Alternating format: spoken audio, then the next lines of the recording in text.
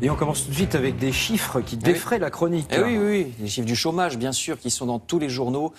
C'est la première baisse mensuelle pour la première fois depuis bien longtemps. Moins 25 000 chômeurs, ça faisait 8 ans que ça n'était pas arrivé. Mais les journaux, vous allez voir, ont du mal à être tout à fait enthousiastes. Ce que cache la baisse, titre en une le journal Les Échos. La presse rappelle que certes, une baisse est forcément bienvenue, mais qu'il y a quand même toujours 3 800 000 chômeurs, même 5,7 millions si on compte ceux qui ont un tout petit peu travaillé. Ce sont les mirages d'une accalmie, dit de son côté l'éditorial du Figaro. Et puis, cette baisse est loin de concerner toutes les catégories de chômeurs. Par exemple, les chômeurs de longue durée. Pour eux, non seulement ça ne s'améliore pas, mais ça empire, dit le Figaro. Vous voyez, nouvelle dégradation pour les longues durées.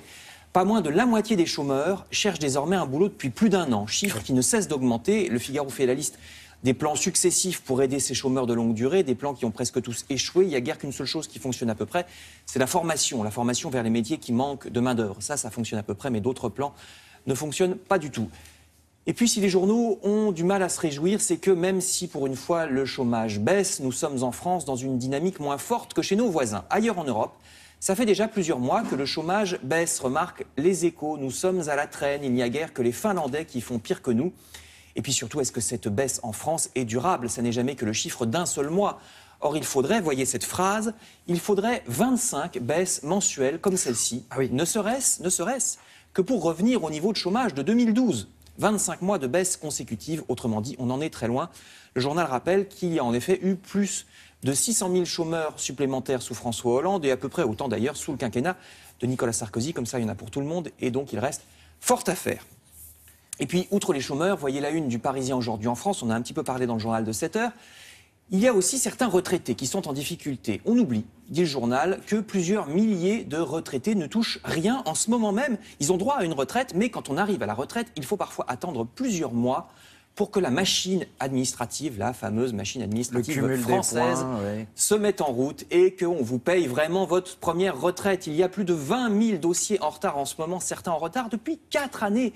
Cette dame, par exemple, attend depuis 1 an pour sa part que sa première retraite lui soit versée. À 66 ans, elle risque l'expulsion de son appartement, puisqu'évidemment, elle ne peut plus payer son loyer. Elle a dû prendre un emploi de garde d'enfants pour gagner de quoi survivre quelques centaines d'euros, alors qu'elle a travaillé toute sa vie et qu'elle a droit à une retraite toujours pas payée. Donc depuis 1 an, vous lirez cette histoire et ce scandale dans le Parisien. Je termine avec ce qui est considéré aussi comme un scandale par certains journaux. Vous savez qu'aura lieu ce matin une cérémonie à Puyseguin en hommage aux victimes de l'accident d'autocar. Eh bien, l'humanité jette un pavé dans la mare et considère qu'il faut, hélas, s'attendre à une multiplication de ces accidents, puisque désormais, vous le savez, avec la loi Macron, il y aura plus de transports en autocar qu'auparavant. Donc, hélas, c'est mathématique, dit le journal. Les accidents mortels en autocar vont forcément être plus fréquents. Il y avait déjà l'absurdité écologique, je cite le journal, du transport de marchandises par camion plutôt que par le train. Et désormais, il faudra y ajouter le transport des personnes par autocar. Le car est certes moins dangereux que la voiture, mais il est 3 fois plus meurtrier que le train. 3 fois plus. Chiffre rappelé par le site internet de l'Obs. Lui aussi, d'autant plus, écrivent les journaux, que les routes ne sont pas toujours très bien entretenues, que ça ne va pas forcément s'arranger puisqu'on manque d'argent pour le faire. Polémique donc sur l'opportunité de développer le transport en autocar, comme on le fait en ce moment, c'est sur les sites web de l'Obs ou de l'Humanité. Merci Frédéric.